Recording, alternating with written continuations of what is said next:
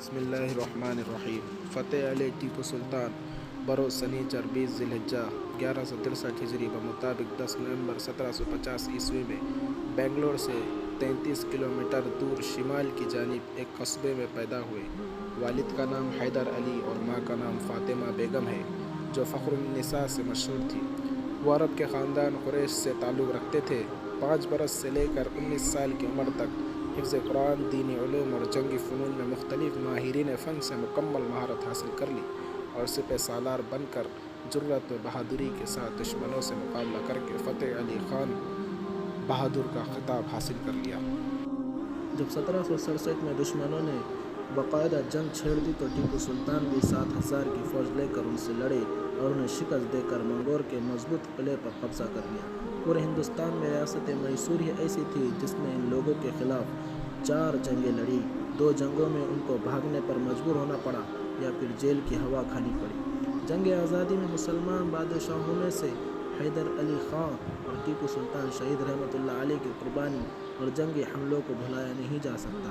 ٹیپو سلطان رحمت اللہ علیہ ایک ایسا مرد مجاہد تھا جس نے دین اور آزادی وطن کی خاطر دشمنوں کے خلاف لڑتے ہوئے 4 مئی 1799 عیسوی کو اپنا پاکیزہ خون بہا کر خاک وطن کے ذروں کو روشن کر دیا۔ ٹیپو سلطان شہید رحمت اللہ علیہ سچے محب وطن اور تمام طبقے کے لوگوں کے ساتھ عدل و انصاف کرنے والے بادشاہ تھے۔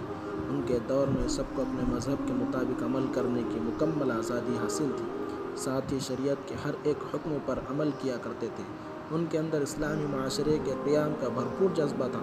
وہ تقویٰ و پرہیزگاری، شرم و حیا، روزہ و نماز کی پابندی اور نماز تہجد کی ادائیگی کا بڑا اہتمام کرتے تھے۔ دینی علوم میں بڑی مہارت حاصل تھی۔ بادشاہ ہونے کے باوجود بہت سی کتابیں لکھی، نیز اہل علم کو ہر مسجد میں بچوں کی تعلیم کے لیے دینی مدارس قائم کرنے کا حکم دیا۔ جب انہوں نے میسور کی جامع مسجد تعمیر کرائی تو ملک کے بڑے بڑے علماء و مشائخ کی موجودگی میں فرمایا، اس مسجد کا افتتاح وہ شخص کرے جس کی ایک فرض نماز بھی قضا نہ ہوئی ہو۔ جب کوئی آگے نہیں بڑھ سکا تو نماز پڑھانے کے لیے خود آگے بڑھے، اور فرمایا، الحمدللہ آج تک میری ایک بھی فرض نماز قضا نہیں ہوئی۔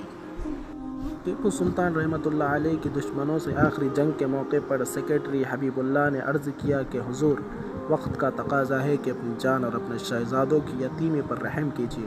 تو سلطان نے کہا، میں اپنی ذات اور اولاد کو دین محمدی پر قربان کرنے کا فیصلہ کر چکا ہوں۔ میر صادق کی غداری سے دشمن کی فوج قلعے میں داخل ہو گئی۔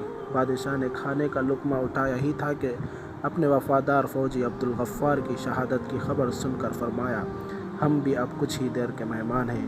یہ کہہ کر میدان جنگ میں کود پڑے اور کافی دیر تک لڑتے رہے، یہاں تک کہ قلعے پر دشمنوں کا قبضہ ہو گیا۔